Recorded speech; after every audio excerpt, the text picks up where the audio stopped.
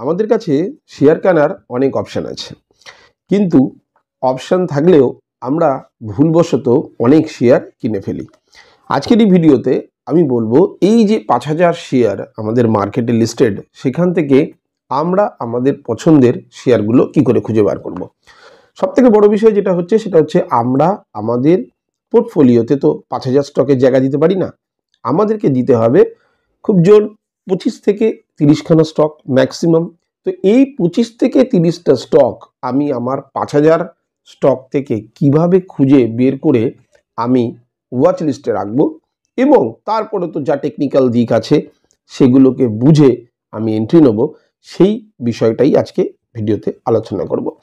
আলোচনা শুরু করবার আগে শুধু এটুকুই বলবো, যারা আমার চ্যানেলে নতুন আসছেন, অর্থাৎ ফিনোলজি বাংলাতে নতুন আসছেন, তারা প্লিজ চ্যানেলটাকে সাবস্ক্রাইব করে বেল আইকনটা দিয়ে রাখবেন। যখনই কোনো ভিডিও আমি আপলোড করব নোটিফিকেশন আপনাদের কাছে পৌঁছে যাবে। পুরনো যারা আছেন লাইক শেয়ার কমেন্ট করে পাশে থাকবেন।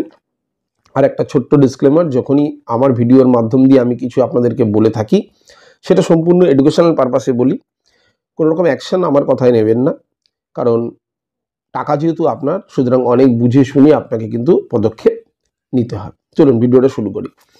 আমাদের প্রত্যেকেরই ইচ্ছে হয় যে এমন কিছু স্টকস খুঁজে বার করার যেটা আমাদের কাছে ঝুঁকিটাকে কমিয়ে দেয়। এখন ৫,০০০ স্টক তো লিস্টেড, সেখান থেকে আমি কিভাবে আমার পছন্দের শেয়ারকে বার করব সেটাই আজকে বলবো।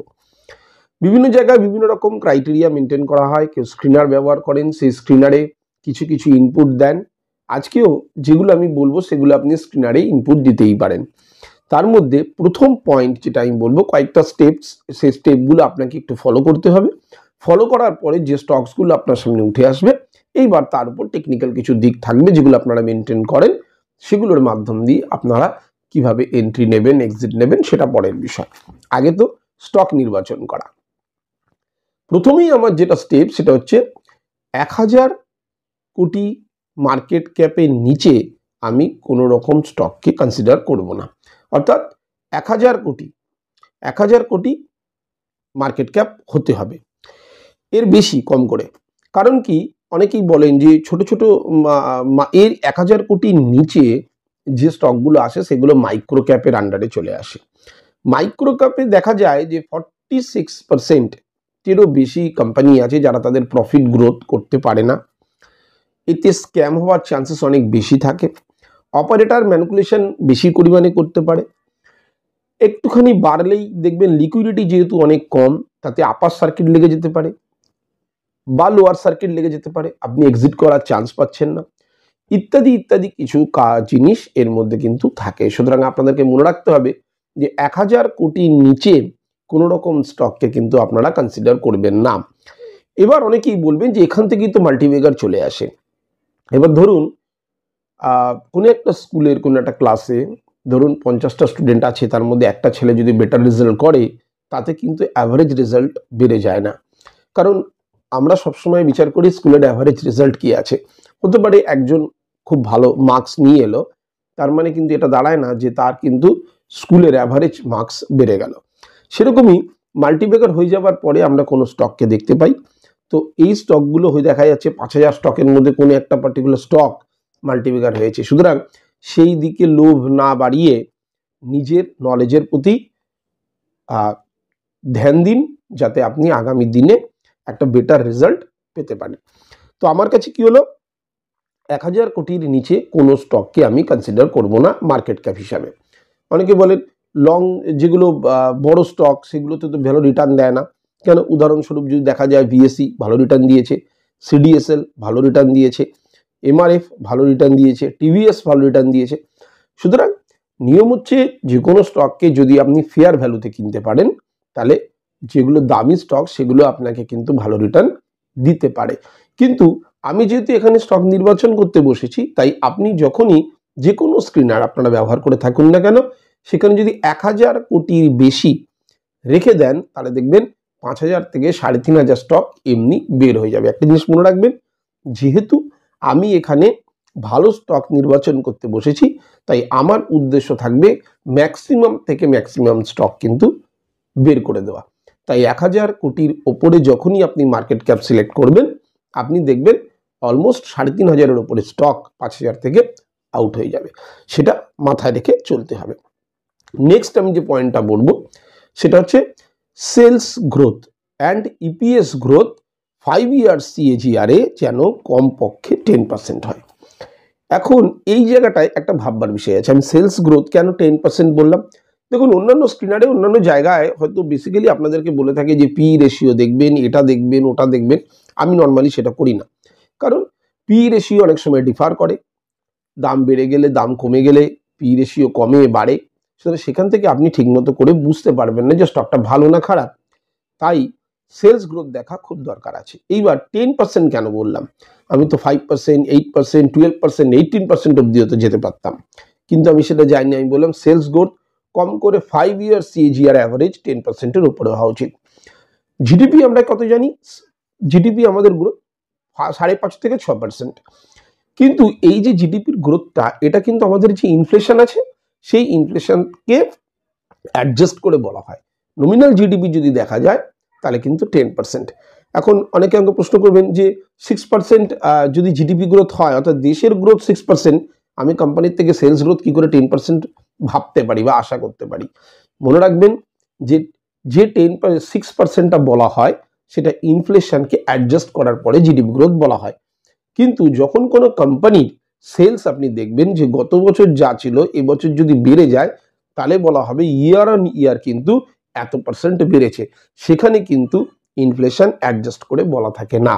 সুতরাং নমিনাল যদি জিডিপি 10% হয়, অ্যাডজাস্ট করার পর যদি জিডিপি গ্রোথ 6% হয়, তাহলে আমি নমিনাল যে গ্রোথ আছে জিডিপির সেটা হচ্ছে 10%। তো সেই হারেই আমি দেখব কোনো কোম্পানির সেলস গ্রোথ 10%-এর ওপরে আছে কিনা।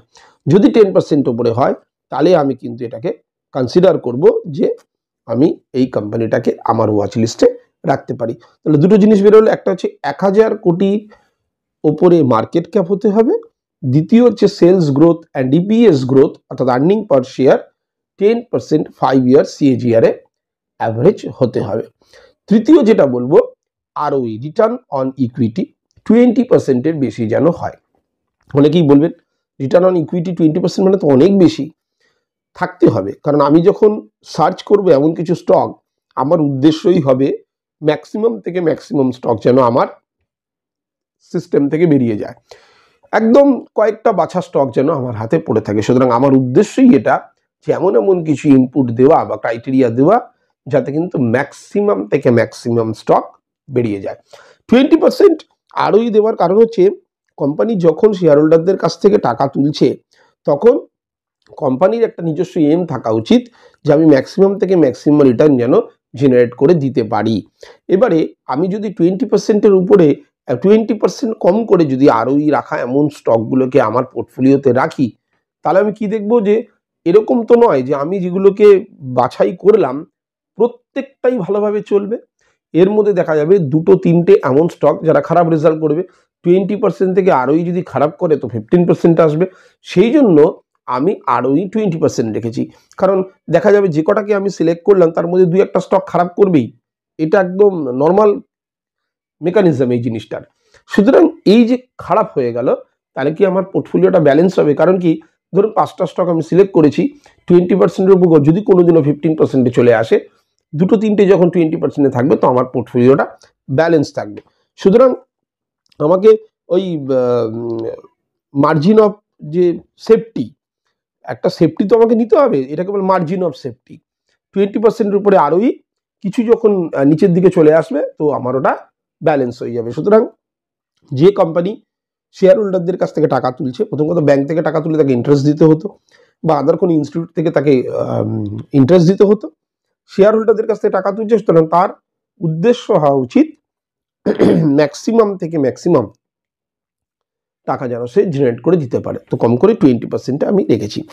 এরপরে আমি দেব সেটা হচ্ছে CFO অ্যান্ড PAT, সেটা 5 ইয়ার্সে যেটা কম করে যেন 1%-এর বেশি হয়, 1-এর বেশি হয়। 5 ইয়ার CAGR 5 ইয়ার অ্যাভারেজ 1-এর যেন বেশি হয়। CFO কি না, cash flow from operation, cash flow from operation, আর হচ্ছে প্যাট হচ্ছে প্রফিট আফটার ট্যাক্স। এখন এই জিনিসগুলো দেখবেন ইনপুটে কেউ দিই না, আমরা ইনপুটে ইপিএস এগুলো দেখে স্টক নির্বাচন করি। তো কেন বলছি সিএফও, যে অনেক কোম্পানি আছে, ধরুন এপ্রিল থেকে আমার FY শুরু হলো, অর্থাৎ ফিনান্সিয়াল ইয়ার শুরু হলো। আমি দেখলাম April, May, June, July, August, September, October, November, December হয়ে গেল, সেলস সেভাবে বেরোয়নি। এর ফলে কি হবে, যে কোম্পানি এটা চিন্তাই করতে পারে যে আমি আমার ডিস্ট্রিবিউটারদের ম্যাক্সিমাম থেকে ম্যাক্সিমাম প্রোডাক্ট আমি বাকিতে ঢুকিয়ে দিই, তাদেরকে রিকোয়েস্ট করি যে মার্চ চলে আসছে, আমাকে ব্যালেন্স শিটে সেলস অনেক বেশি দেখাতে হবে, সুতরাং এইটা তোমরা নিয়ে নাও, আমি এটাকে ক্রেডিটে দিয়ে দিলাম, বাকিতে দিয়ে দিলাম, সেটা ব্যালেন্স শিটে শো করবে যে সেলস বেড়ে গেল। এবং কোনো কারণে ফিনান্সিয়াল ইয়ার চলে যাওয়ার পরে আমি বলতেই পারি যে এটা কোনো কারণবশত ডেট হয়ে গেছে, ব্যাড ডেট হয়ে গেছে, ব্যাড ডেটের কারণে ক্যান্সেল হয়ে গেছে, কিন্তু ততক্ষণে শেয়ার হোল্ডাররা কিন্তু সেই স্টকটাতে ফেসে যাবে। সুতরাং শেয়ার হোল্ডাররা কি করবে, শেয়ার হোল্ডাররা দেখবে তার সেলস গ্রোথ অনেক বেশি, সেই হিসাবে আমি প্রথমে একটা বলেছিলাম যে তার সেলস গ্রোথটা বেশি ইয়ার অন ইয়ার, সেটা আলাদা, কিন্তু লাস্ট ইয়ারে অনেক সময় দেখা গেল সেলস বেড়ে গেল, সেটা দেখে আমি মনে করলাম যে এই স্টকটা তার মানে ভালো। আমাকে দেখতে হবে যা সেলস গ্রোথ দেখানো হয়েছে সেই ক্যাশ তার ব্যাংকে বা তার অ্যাকাউন্টে এসছে কিনা, যেটাকে আমি বলবো ক্যাশ ফ্লো ফ্রম অপারেশন, বা সেই প্রফিট, যে প্রফিটটা দেখানো হয়েছে আফটার ট্যাক্স, সেইটা তার ঘরে এসেছে কিনা। সুতরাং এটা ভেরি ইম্পর্টেন্ট যে সিএফও আর প্যাটটাকে সবসময় ট্যালি করে দেখতে হবে যে পরিমাণ সেলস সে লাস্ট ইয়ারের লাস্ট কোয়ার্টারে দেখিয়েছে সেটা তার ক্যাশ ফ্লোতে কনভার্ট হয়েছে কি না, ভেরি ইম্পর্টেন্ট। এরপরে আমি যেটা বলবো সেটা হচ্ছে ডেট টু ইকুইটি রেশিও, এটা 0.5 তলায় থাকলে ভালো। এইবারে debt to equity ratio, debt কি, যখন কোনো কোম্পানি নিজের এটাকে বাড়াবার জন্য লোন নিয়ে থাকে, যেমন বিজনেস বাড়াবার জন্য লোন নিয়ে থাকে, সেটাই হচ্ছে ডেট। ডেট মানে হচ্ছে কি দেনা। তো সে যখন লোন নিল, সেই লোনটাকে দেখতে হবে সে পে করছে কি না। যদি দেখা যায় ইয়ার অন ইয়ার তার ডেট বেড়ে যাচ্ছে, তাহলে কিন্তু আমাকে সতর্ক হতে হবে। এইবারে ফিনান্সিয়াল সেক্টরের ক্ষেত্রে কিন্তু ব্যাপারটা একটু আলাদা। কেমন কি, যেমন ব্যাংক লোন দেয়, সব লোন তো ব্যাংকে রিটার্ন নাও আসতে পারে, অর্থাৎ এনপিও বাড়তে পারে, নন পারফর্মিং অ্যাসেট বাড়তে পারে। তাহলে ব্যাংক যে লোনটা দিল সেই লোনটা দেখা গেল ফেরত এলো না, সবটা ফেরত এলো না, তাহলে ব্যাংকের অলরেডি তো এনপিএ বাড়বে, ব্যাংক আবার অন্য জায়গা থেকে ফান্ড নিয়ে লোন দেয়, ডেট বাড়বে, সেটা অন্য বিষয়, তার সঙ্গে প্রফিটটাও বাড়বে তার। কিন্তু অনেক সময় দেখা যায় যে আমি প্রচুর লোন নিলাম, দেনা করলাম, কিন্তু আমার প্রফিটে কনভার্ট হচ্ছে না, সেলস বাড়ছে না, উল্টে আমার দেনা বেড়ে যাচ্ছে, কারণ এক্সপেন্স বাড়ছে আমার। ক্লিয়ার হয়ে গেল? তাহলে debt to equity financial concern যেগুলো আছে সেগুলো বাদ দিয়ে অন্যান্য যে সেক্টরগুলো আছে সেখানে কিন্তু আমি ডেট টু ইকুইটি কম করে 0.5 তলায় দেখতে চাই। কারণ ডেট এমন জিনিস, রিলায়েন্স কমিউনিকেশনকে মনে করে দেখুন, রিলায়েন্স কমিউনিকেশন 800 টাকার একটা শেয়ার, যেটা 2008 সালে ছিল, সেই শেয়ারটা কিন্তু এখন 2 টাকায় চলে এসেছে। 2010 সাল থেকে 2016 সালের মধ্যে এই রিলায়েন্স কমিউনিকেশনের 26,000 কোটি টাকা ডেট ছিল, সেই ডেটটা বেড়ে হয়ে গেছিল 45,000 কোটি টাকা। ইনভেস্টার বেরিয়ে গেল, কত ইনভেস্টার ফেসেছিল, অর্থাৎ 800 টাকার শেয়ারটা হয়ে গেল 2 টাকা। এরকম যদি ভুড়ি উদাহরণ দিই, বিজয় মালিয়া, আমরা এন্টারটেনমেন্ট হিসাবে দেখি, এন্টারটেনার, বিজয় মালিয়া বড় এন্টারটেনার, কিন্তু ইনভেস্টাররা কিন্তু এন্টারটেনার হিসাবে দেখে না। ইনভেস্টাররা দেখে কি, যে তার কনসার্ন আমাকে কি রিটার্ন জেনারেট করে দিল, দেখা গেল সে ব্যাংকরাপ্ট করেই পালিয়ে গেল এখান থেকে। সুতরাং এই জিনিসগুলো আপনাকে নজর দিতে হবে। আরও যদি আমি কোনো কোম্পানির কথা বলা হয়, তাহলে আরকম আছে, ভিডিওকন আছে, জি গ্রুপের অবস্থা যেটা এখন চলছে। সুতরাং বারবার বলি, ডেপ্ট দেখুন, ডেপ্ট দেখা খুব দরকার। একটা কোম্পানি ডেপ্ট নিল, সে পে করতে পারছে না, দেখা যাচ্ছে কোয়ার্টার বেসিসে তার ডেপ্ট বেড়ে চলছে। কোয়ার্টার বেসিসে যদি ডেপ্ট বেড়ে চলে, ন্যাচারালি ইয়ার অন ইয়ার বেসিসে ডেপ্ট বাড়বে। এমন কোনো কোম্পানিকে আমি আমার পোর্টফোলিওতে জায়গাই দেব না যে কোম্পানিটা কিন্তু তার দেনাটা কিছু তো চোকাতেই পারছে না, উল্টে দেনা বাড়িয়ে যাচ্ছে। আপাতত দেখা যাচ্ছে স্টকের দাম বাড়ছে, যেদিন পড়তে শুরু করবে তো আরেকটা রিলায়েন্স কমিউনিকেশন, আরেকটা আরকম, মানে একটা রিলায়েন্স কমিউনিকেশন বা আরেকটা ভিডিওকন হতে কিন্তু সময় লাগবে না। সুতরাং এই যে 5টা স্টেপ আপনাদেরকে বললাম, 1000 কোটি টাকার উপরে মার্কেট ক্যাপ, অর্ধেক শেয়ার ওখানেই বাদ হয়ে যাবে। 2 নম্বর, sales growth and DPS growth 5 years CAGR 10%-এর ওপরে হতে হবে। তৃতীয় বলেছিলাম রিটার্ন অন ইকুইটি 20%-এর ওপরে হতে হবে। চতুর্থ বলেছিলাম CFO অর্থাৎ ক্যাশ ফ্লো ফ্রম অপারেশন বা প্যাট কম করে 5 ইয়ার্সে 1-এর বেশি হতে হবে। আর ডেট টু ইকুইটি বলেছি 0.5-এর তলায় থাকতে হবে। কারণ অনেক ক্ষেত্রে অনেক কোম্পানি ভেতরে ম্যানিপুলেট করে, যা রিফ্লেক্ট করে ব্যালেন্স শিটে। কিন্তু আমরা যদি দেখে নিই এই জিনিসগুলো, ওই শুধুমাত্র তার পি দেখে নিলাম, শুধুমাত্র তার মার্কেট ক্যাপ দেখে নিলাম, শুধুমাত্র তার হোল্ডিং দেখে নিলাম, এটা করলে কিন্তু আমার কাছে ফান্ডামেন্টালি কিন্তু আমি একদম ফান্ডামেন্টালি সাউন্ডেড হলো না ব্যাপারটা। সুতরাং আমাকে খুলে দেখতে হবে তার সেলস গ্রোথ হচ্ছে কিনা, সেই সেলসের এগেনস্টে CFO অর্থাৎ ক্যাশ ফ্লো ব্যাংকে আসছে কিনা। সেলস বেড়ে যাচ্ছে, দেখা গেল সে ধারে অনেক ডিস্ট্রিবিউটারকে মাল দিয়ে দিয়েছে, তো সেটা তো ক্যাশ ফ্লোতে এলো না। সেখানে আমাকে দেখতে হবে যে একটা বিরাট বড় গ্যাপ, এই কোম্পানির সঙ্গে আমি যাব না। আশা করি এই 5টা স্টেপ আপনারা ফলো করবেন এবং অবশ্যই নিজের মেন্টরকে অবশ্যই একবার জিজ্ঞেস করে নেবেন যে এই 5টা স্টেপ ফলো করা উচিত কি উচিত না। আমি আমার ভিডিও থেকে যতটুকু আমি বুঝেছি আমি আপনাদেরকে শেয়ার করলাম। আজকের জন্য এতটুকুই, আবার একটা নতুন টপিক নিয়ে কালকে দেখা হবে। এটুকুই বলবো, যারা নতুন আসছেন ফিনোলজি বাংলায়, প্লিজ চ্যানেলটাকে সাবস্ক্রাইব করে বেল আইকনটা দিয়ে রাখবেন। যখনই কোনো ভিডিও আমি আপলোড করবো তার নোটিফিকেশন আপনাদের কাছে পৌঁছে যাবে। পুরনো যারা আছেন লাইক শেয়ার কমেন্ট করে পাশে থাকবেন। পুরো ভিডিও দেখার জন্য অসংখ্য ধন্যবাদ। নমস্কার।